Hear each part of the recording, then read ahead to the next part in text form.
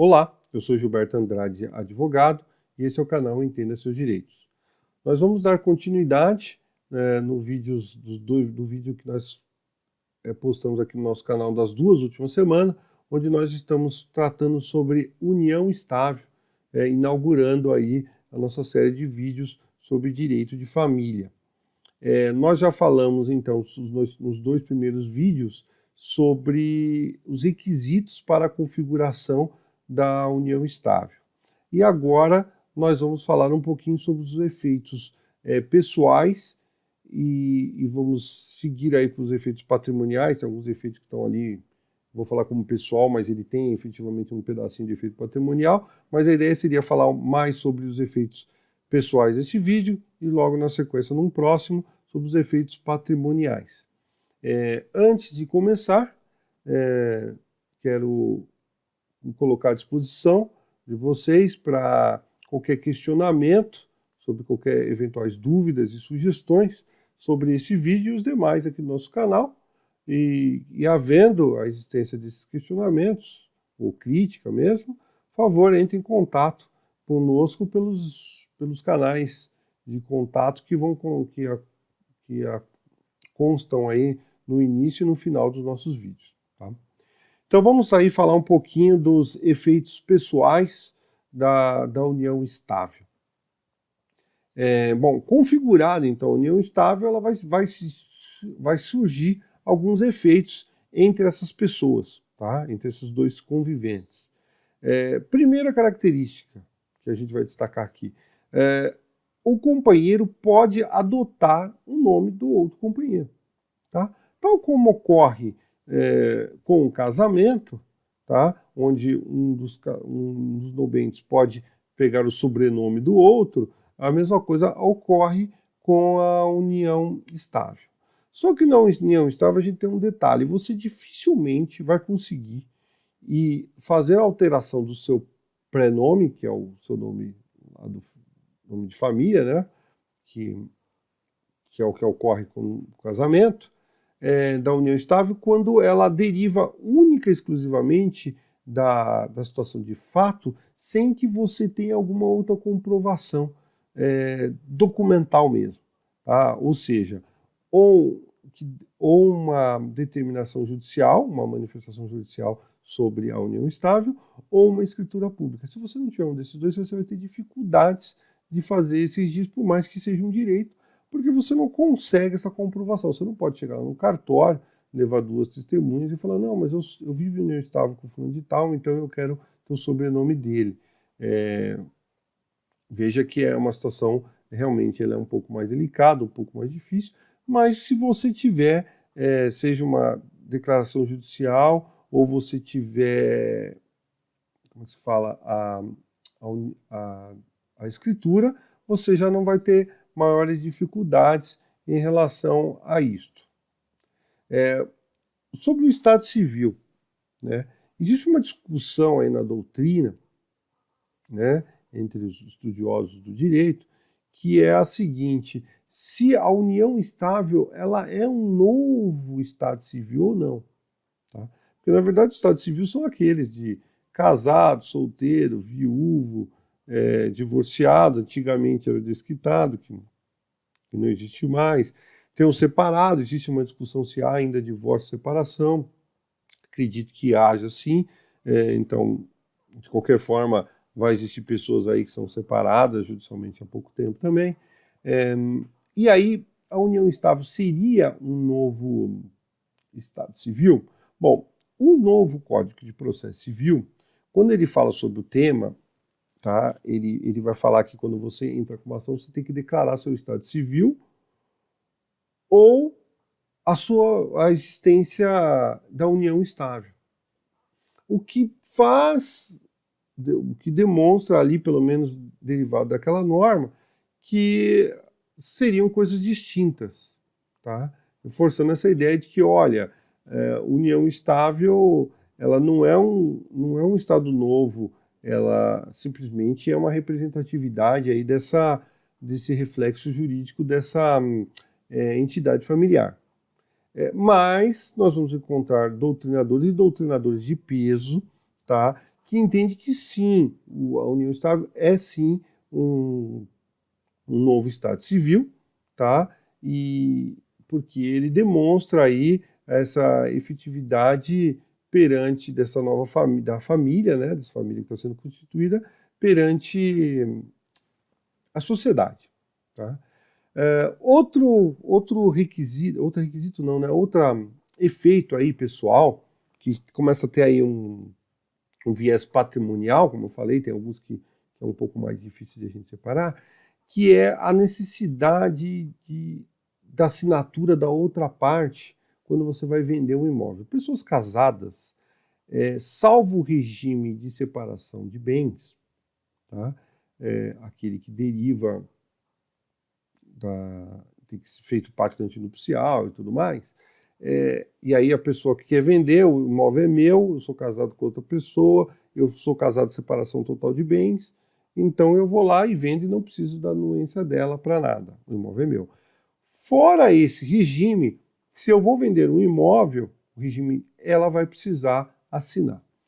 O regime da união estável, é importante a gente chegar a falar isso, o regime geral é o mesmo do casamento. Então, o regime geral do casamento, o que é o regime geral? Se as partes não decidiram um regime diferente, e todo regime, fora o geral, necessita, pelo menos é o que nós temos ainda hoje, do pacto antinupcial. Se você não fez pacto antinupcial, o seu regime é o da comunhão parcial de bens, ou seja, os bens adquiridos na constância do casamento, que antes era seu, o que vem na constância agora do casamento é dos dois. E a união estável é a mesma coisa. Então, configurada a união estável, que foi adquirido nessa constância, ela é dos dois. Daí você vai perceber, dentro daquele caráter de subjetividade que nós estávamos falando no vídeo anterior, as dificuldades, porque adquiriu um imóvel tal data, tá, mas você já estava junto, não estava, estavam só namorando ainda, já tinham se conhecido, mas ainda não havia uma configuração da união estável. Perceba que requer aí um pouquinho vai depender de cada caso, é uma situação que realmente ela tem aí esse caráter, como nós já falamos nos vídeos anteriores, uma subjetividade maior. Assim, para se alienar um imóvel, não se exige do companheiro ou da companheira a sua assinatura, a sua anuência, salvo se a união estável ela já está registrada ou declarada judicialmente, ela não se deu pela separação total de bens, e ela está registrada lá, por exemplo, está averbada ali na matrícula do imóvel. Aí sim, se consta ali, você vai precisar. Se não, seria até uma situação difícil, porque se a união estável é uma situação de fato, o comprador muitas vezes ele não é obrigado, ele não tem como, na verdade, saber que uma pessoa que muitas vezes ele nem conhece, que ele só está fazendo um negócio ali, ela vive em união estável com outra pessoa. Então, em que pese o bem tenha sido eventualmente adquirido na constância de uma união estável, e que em tese ele seja, na verdade não é nem uma questão de anuência, perceba, tenha sido, imagine, vou colocar a situação em termos mais claros para vocês perceberem a gravidade, a importância dessa situação. Eu vivo em união estável, não está declarado em lugar nenhum, mas é uma situação de fato. Convivo há 15 anos em união estável. Tá? Tenho até filhos lá com 15 anos de idade, com 14 anos de idade. Então, começamos a união estável, morar junto, a criança nasceu ali um ano depois que a gente já estava convivendo, e estamos lá. E nesses 15 anos de convivência, eu adquiri um imóvel. E eu comprei o imóvel, pus no meu nome, tá lá. Estado civil, solteiro. Não declarei que vivia em união estável, nem coloquei lá nada. Estado civil solteiro. Comprei o imóvel. Ora, se o regime de bens é o da comunhão parcial de bens, essa minha companheira ela tem direito a parte a metade desse patrimônio.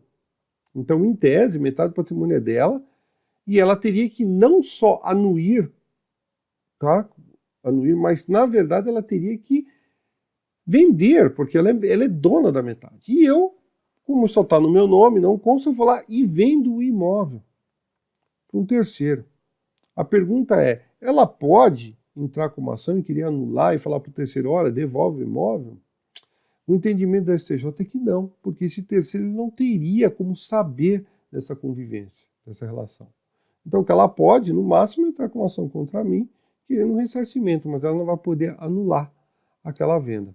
Perceba que a gente está falando aqui, parece que não é, né, teórico, parece um pouco teórico, mas se você puxar um pouquinho para a prática, você perceber que tem uma relevância bem considerável. Bom, eu vou colocar mais para ser mais rápido aqui, porque o nosso tempo já está acabando, já estou até um pouquinho adiantado, que vão falar sobre a presunção de paternidade. Tá? Duas pessoas vivem em união estável e a mulher engravida. No casamento, a lei estipula direitinho que há sim a presunção de paternidade. Então o pai vai lá, mostra que ele é casado com a mãe, que teve o filho naquele período, e conforme aqueles prazos que a lei expõe, ele presume-se que ele é pai. Tanto o pai querendo falar isso, como a mãe, ela pode simplesmente demonstrar isso também, já registrar a criança no nome do pai, sem problema nenhum. Já na união estável, isso não existe. Tá? A doutrina questiona um pouco, não existe uma lei, não está na norma, mas me parece razoável, sem grandes dificuldades, que se você tem aí, por exemplo, essa união estável declarada judicialmente, ou mesmo via cartório assinado pelas partes, que seja possível se presumir. Existe aí um risco, porque você pode ter uma declaração falando que a união estável existia, ela pode já não existir mais, mas as partes não deram baixa nessa união estável. Elas não fizeram um documento falando, olha, a gente não vive mais, e aí essa pessoa já estaria com uma outra pessoa, ou de um relacionamento eventual, acaba engravidando, e em tese poderia falar, olha, mas eu já faz 2 anos que eu não estou com ele mais, mas como a gente fez uma declaração de união estável há 6 anos atrás, que nós vivemos 4 anos juntos, eu vou lá e ele é pai presumido. Perceba então que, em que pese tem essa discussão, ela é um pouco mais complexa e ela vai depender de cada caso mesmo, o que na prática hoje se resolve de uma forma um pouco mais fácil, você não tem a questão da presunção, mas a criança não vai ter maiores problemas, porque hoje nós estamos com a ciência bem avançada, nós temos aí os exames de DNA que resolvem essa questão com um grau de certeza muito razoável. Tá? Saliento aí mais uma vez a questão dos impedimentos para o casamento, tá? Que a pessoa para casar ela não pode ter esses impedimentos. Sobre esse ponto dos impedimentos, me alongando um pouquinho aqui, mas eu acho que é interessante a gente falar, é a questão a pessoa que é divorciada, no casamento, a pessoa, voltar um pouquinho para trás, fica mais fácil o que eu quero dizer aqui para vocês.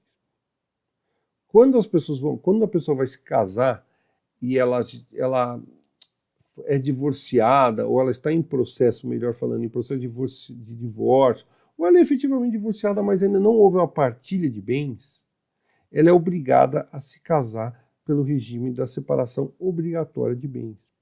Tá? Da mesma forma acontece com os maiores de 70 anos. Maiores de 70 anos, se contraírem um casamento, eles são obrigados a casar sob esse regime da separação obrigatória de bens. Tá? Existe uma discussão aí, como é que fica isso na união estável, porque a união estável, na verdade, ela não tem esse regime de separação obrigatória, você pode constituí-lo, mas e se as partes não constituem? Como é que fica essa situação? Existe essa discussão, tá? E há também uma discussão um pouco mais, que ainda não foi apreciada, mas não é difícil que ela chegue aí ao Poder Judiciário para ele avaliar, que é a questão que entende, inclusive, que essa obrigatoriedade dos maiores de 70 anos de casarem sob o regime de separação de bens seja inconstitucional. Tá? De qualquer forma, é importante a gente apontar isso aqui também nesses detalhes aqui que nós estamos colocando sobre efeitos pessoais e patrimoniais, aí já entrando um pouquinho nos efeitos patrimoniais da união estável. Tá? Bom, nós vamos dar continuidade aí aos efeitos patrimoniais no nosso próximo vídeo da próxima semana. Tá? e eu agradeço mais uma vez a atenção de vocês. Até logo, muito obrigado.